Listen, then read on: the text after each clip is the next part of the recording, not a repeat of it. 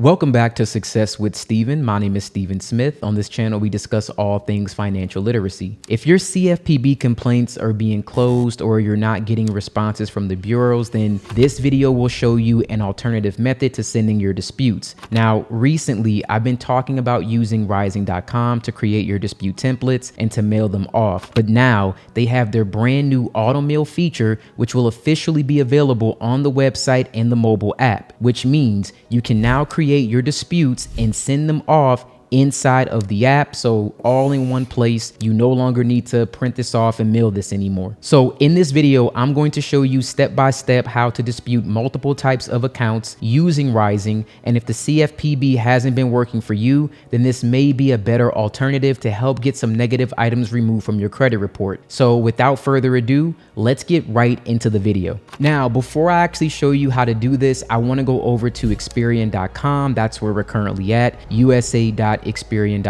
I'm going to log in and show you something that I normally had a difficult time with. Like, the only way I was able to get this information removed or updated was to call the credit bureaus, but I did submit a dispute through Ryezing using the auto mail feature, and I was able to get this updated. So let's start by logging into Experian first. All right, so I logged into my Experian account, but I want to find my recent disputes. Okay, so this one was updated on June 12th, 2026. So let's take a look here. Let's see dispute results. Sorry about that, guys. All right, here we go. So one of the hardest things to ever update on your credit report was to get them to remove names or old names. And I actually didn't have much to dispute on my credit report, but I was trying to test out this feature and see, if it actually worked and how effective it would actually be. Of course, how long it would take, things like that. Now, I have been dealing with an issue of having multiple names on my credit report forever, to the point where I would call, they add it back on. I just kind of gave up on it. Recently, when I submitted this dispute through Ryezing, they did update it and finally had my actual name. So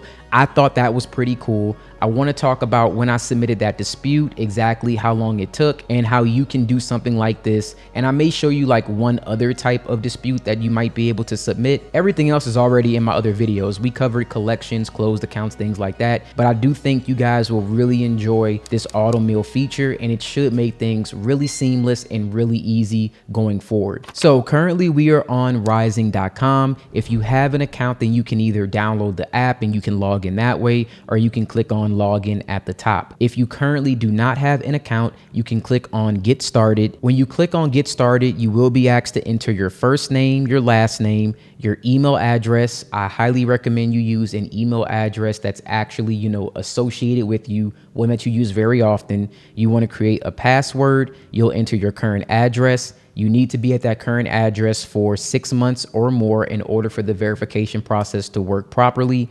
And then you can start a trial for $1. That's for 7 days. You can test this out and see if you like it. After that, the price will go to the standard $39.99 per month. Now, once you've completed this and you may be asked to answer some type of verification questions, you should be able to log into your account. So again, either download the app in the App Store or the Google Play Store, or you can log in through your desktop computer. All right, so now I am currently logged into my Ryezing account. I did reset the account. That way I should be able to still show you this. So the first thing I'm going to do is click on Credit Report Review. Then I'm going to scroll down and I'm going to look for names, and I think it's still there. So perfect. So I can show you exactly what I did. Now, the reason why it's still showing it on here is because the report itself has not updated yet. Once it updates, this will actually be gone. So as you can see here, it's reporting Steven Smith with a V. Now that's something that I've been trying to get off for a very long time,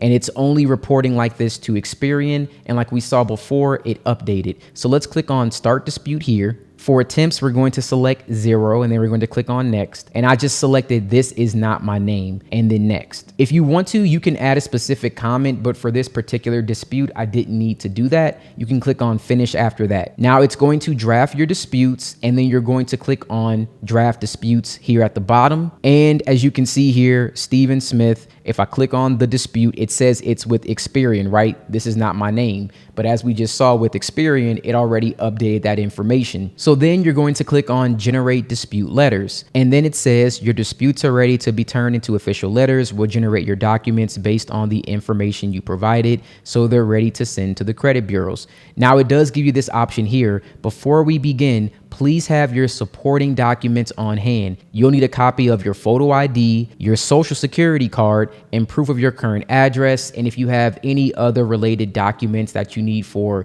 supporting evidence, then you'll add that here as well. And then you click on continue. Then you'll click on continue once again. You'll now see the option here to choose your delivery method. So the options that you have are certified mail. It's $7 per bureau and you get USPS tracking and proof of mailing.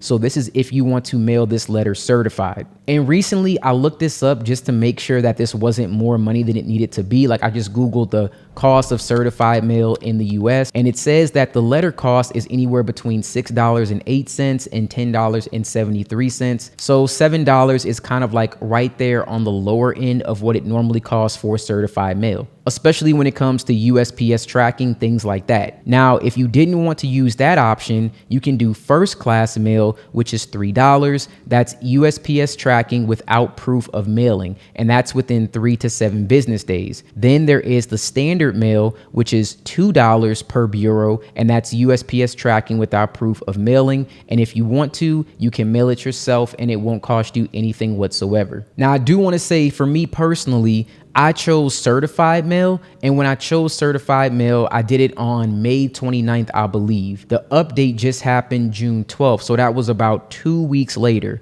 So in actuality, it took about 10 business days to actually see the results. One thing I did notice, and I wish I would have been able to show you before I reset the account, but I did not get the actual tracking number. So that's something that I don't know if they're still working on, but it'll probably be resolved in the future. So let's say that you select certified mail for $7. Once you select that option, you're able to upload your photo ID, you're able to upload your proof of address, you're able to upload a proof of your social security card, and you're able to upload any supporting evidence. Now, one thing about the supporting evidence, at least what I noticed, when I did it as a PDF file, it seemed to have an error when I uploaded it. But when I actually just screenshot it and did it as a JPEG file, it was no issue. But you would upload all of these documents here, and then you would click on continue. And this might be blurred out for you here, but it's showing my credit card number, expiration date, and of course my billing address. Once I check this box and I hit agree and check out, that was it. It was submitted. And then I do have one that I just sent recently where I could probably show you an example of what that looks like. Now here's another one. It was sent 5 days ago, sent via certified mail. View the tracking, and it doesn't show me the tracking status yet. So I'm probably going to come up with an update of that and see why that happened.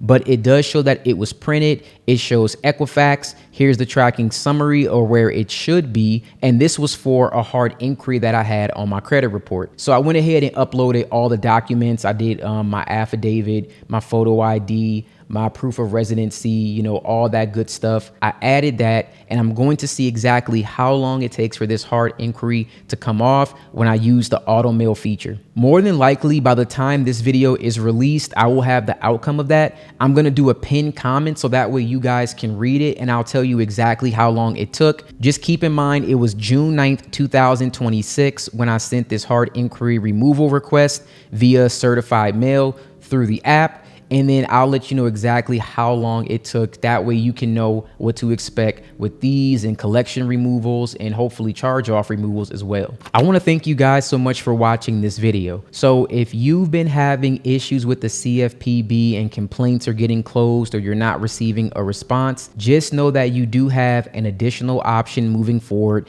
You can now create your disputes inside of this app. You can upload your documents and you can send them off. It's looking like 10 business days is what it's taking to see results and changes on your credit report, but that is good. And as always, make sure that you're paying attention to details on your credit report and you're keeping track of responses and you're following the process step by step. Understand that credit repair is not instant, but by having a system in place, it can make this process a whole lot easier. And if you have any questions about the Ryezing auto mail feature or the dispute process or anything that I've covered in this video, drop a comment below. And if there's something that I missed or something you want me to explain in more detail, then let me know. I'll do my best to answer that question. Don't forget to like this video, subscribe to the channel, and turn on notifications. That way you don't miss any future videos. And once again, thank you so much for watching. I'll see you in the next video, and you guys have a wonderful day.